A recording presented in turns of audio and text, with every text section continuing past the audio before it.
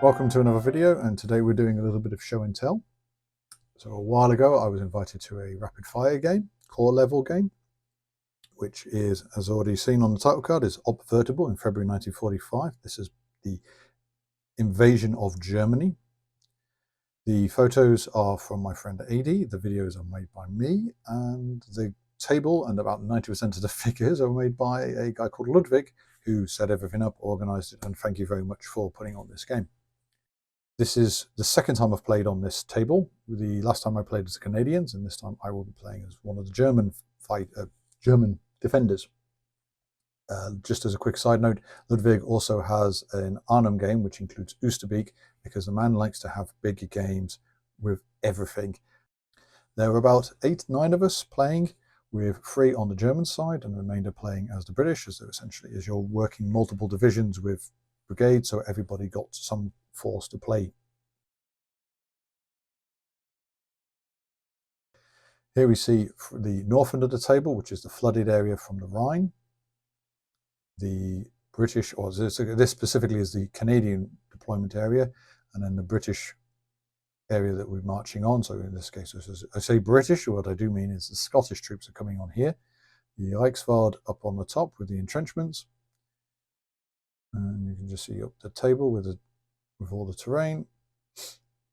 Over the Reichswald, where I will be fighting, the other part of the British deployment, the Scottish troops will be coming on, and then into the southern end of the area, which will have the Welsh advancing up the big roads here.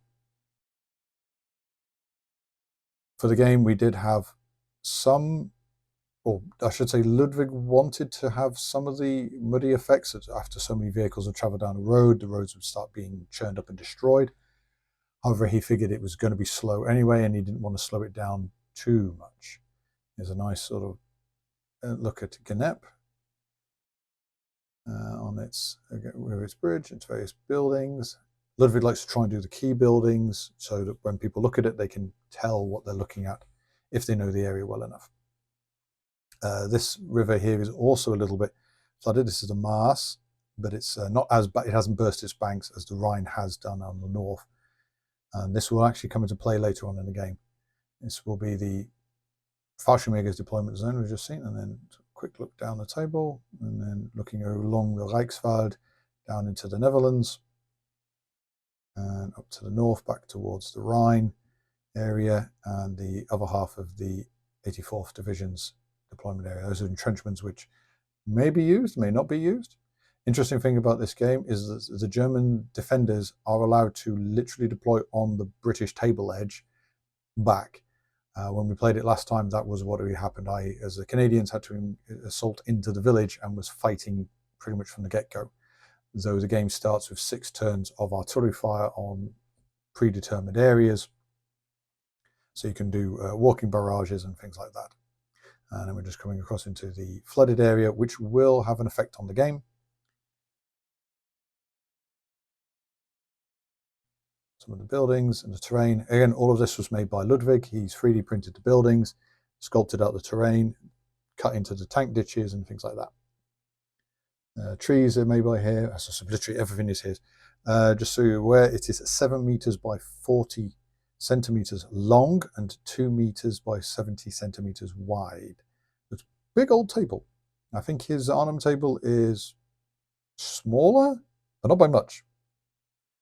So just a quick view from the Reichswald, looking sort of south and north, and then center of the table. So you've got Gnep to the south and Nijmegen going to the north. And looking up the road that leads into the Reichswald. And that ditch there isn't an anti-tank ditch. It is literally just a very deep stream. This is where the Canadians will be coming on. And I said when I played it last time, this was literally full of German troops, and my men were having to, once the artillery had finished doing its work, my men went in with the bayonet. So looking up to the top of the table, I said, big old table. You've got 3 German defenders and about a half a dozen British fighters, attackers.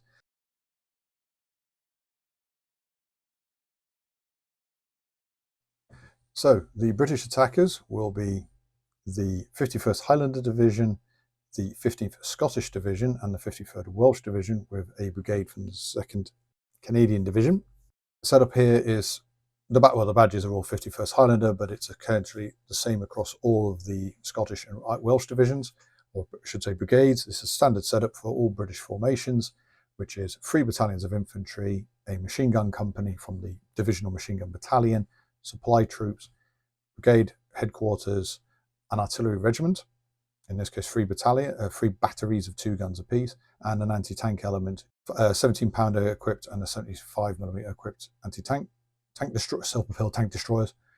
And then you have divisional supports, in this case engineers, pioneers that are bolted onto each battalion, and a Churchill regiment, which then can be broken down to support the brigades individually or kept as a solid unit.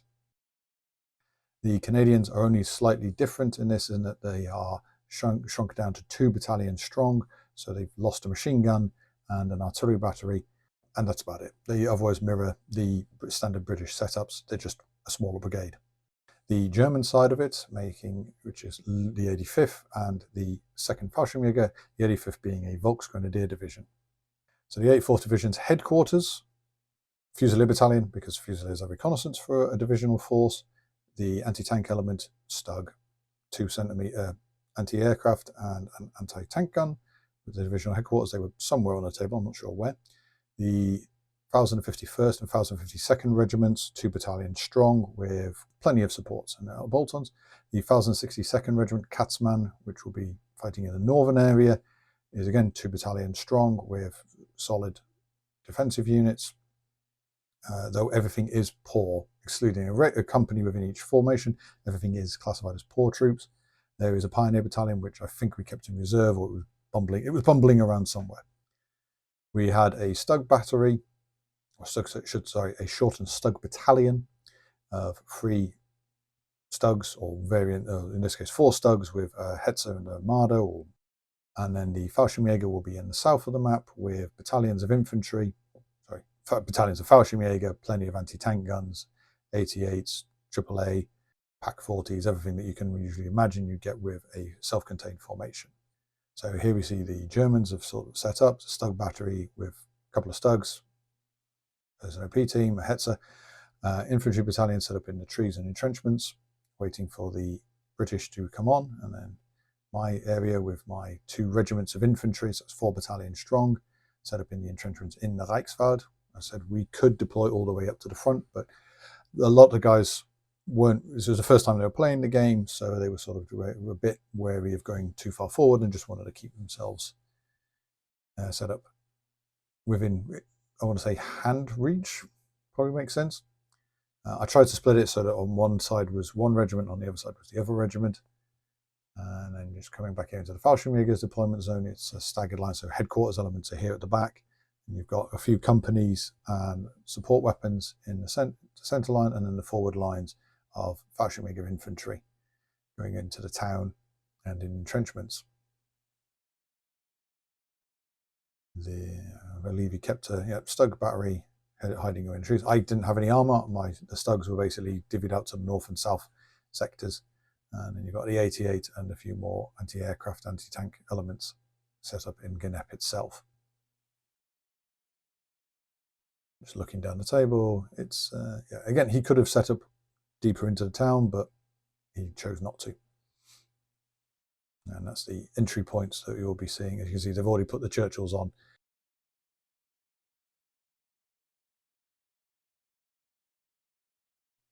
First 6 turn of the game was purely artillery fire.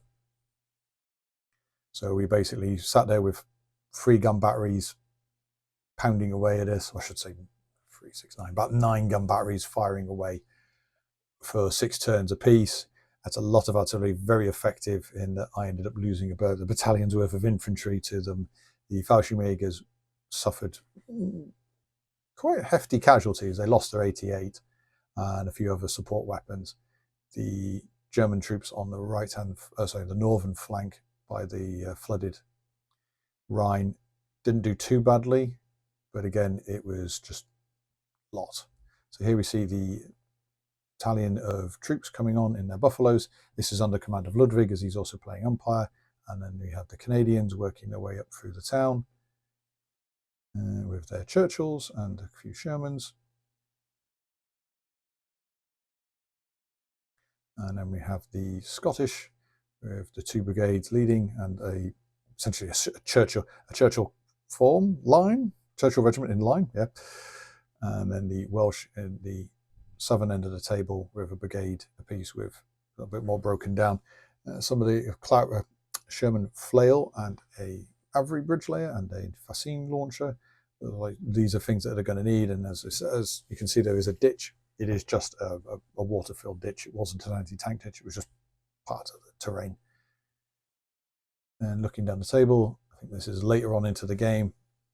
We've had the artillery. As you can see, some of the entrenchments have been emptied out a little bit and damage has been done. Troops are moving around. The Stugs are preparing for their counterattack, because as any good German player should do, you counterattack the enemy. And yes, those 3 squares are the minefields. He ran off with all the minefields, so it was like, okay, well, we'll just make up our own then. And you can see the columns of British troops coming on in mass. Lots and lots of figures. Lots of tanks as well. Going to do total war. Going to do it mechanized. Gotta get in there with your big numbers of troops. There was damage done to the British as they advanced up around the Welsh area, the southern area, where they ended up having an entire Churchill squadron basically fleeing off the table because of the damage that was done to them. But fortunately, it was kind of just a drop in the ocean compared to what was actually available to the British. One of the players fighting as me, he basically, en masse. I kept dropping artillery, wiping out small clusters of infantry, but couldn't really hurt his armour too easily, leading Churchill waves of crabs and things like that coming across, crocodiles and crabs coming across, and just basically working their way through. And the German defenders, this little area up to where the railway is, it starts to flood out as the game progresses. As the water basically rises, this basically, the buffaloes would be able to move through it, but anyone else or anything, the infantry get chased out of it, and the armor basically just gets swamped and stuck. It would have to be recovered.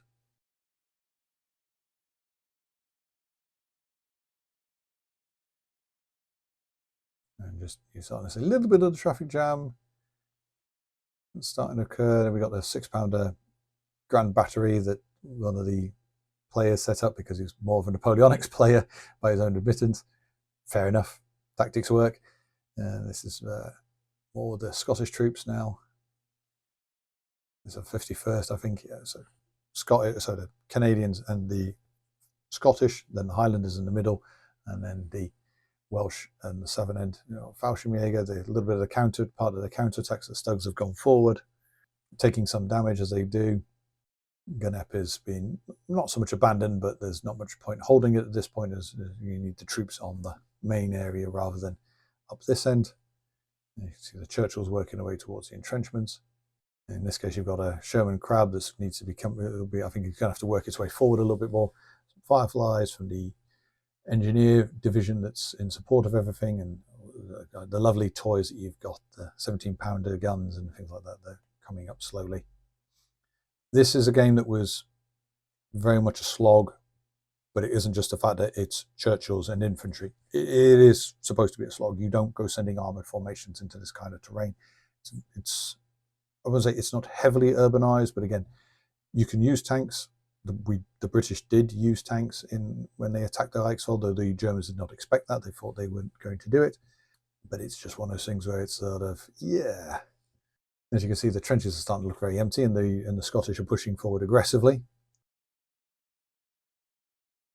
This is where the Canadians and some of the Scottish troops, where they've bridged the gap and they're getting ready to, so they have to bridge the gap. Yeah, they bridged the anti-tank ditch behind the town, and they're basically pushing forward. And then down on the Welsh end of the table, they're bringing their bridge in order to go over the mass so that they can attack the town from the flank rather than going over the bridge.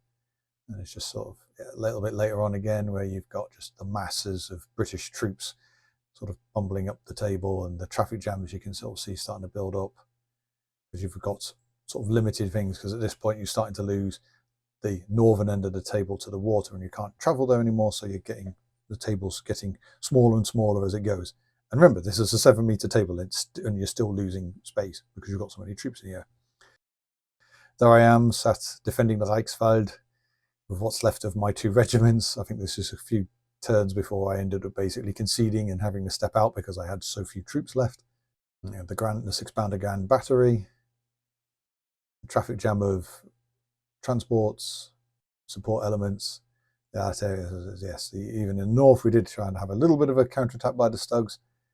It didn't really come to much, as unfortunately there's a lot of tanks, and you've got archers and 17-pounder gun equipped tanks. It's not a good idea to fight those things.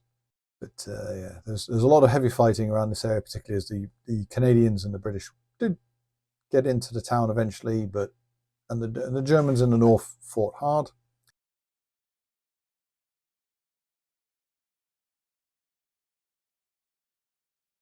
A bit of a close-up on some of the details of one of the cafes that he did. Again, 3D printed building, all done by Ludwig. And the Fallschirmjäger is starting to be trimmed down a little bit. Counterattack is still going on with the Stugs. Damage is being done. That we did damage to the British, but again, it's drops in the oceans, unfortunately. You see the British preparing to bridge the Maas, and the masses of troops of Welshmen fighting their way up the valley. A Reichswald view, that's a lot of Churchills. And he's also clearing out the trenches just with pure, to be honest, he spent most of the time just clearing the trenches with pure gunfire. So it was a case of, why don't you come in and join me? Because I've got Shreks and Fausts waiting for you, but they've only got a 6-inch range, and he kept out a 6-inch, so I couldn't really do much, unfortunately.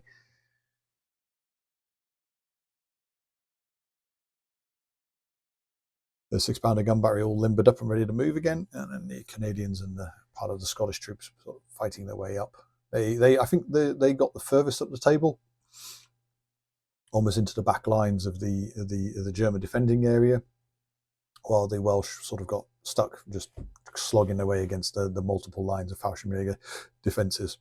I think that when we played this time round, there was a lot more movement. We got a little bit further forward than we did the last time we played it. However, the distances, you could probably measure it within a couple of inches rather than in sort of like feet or anything like that.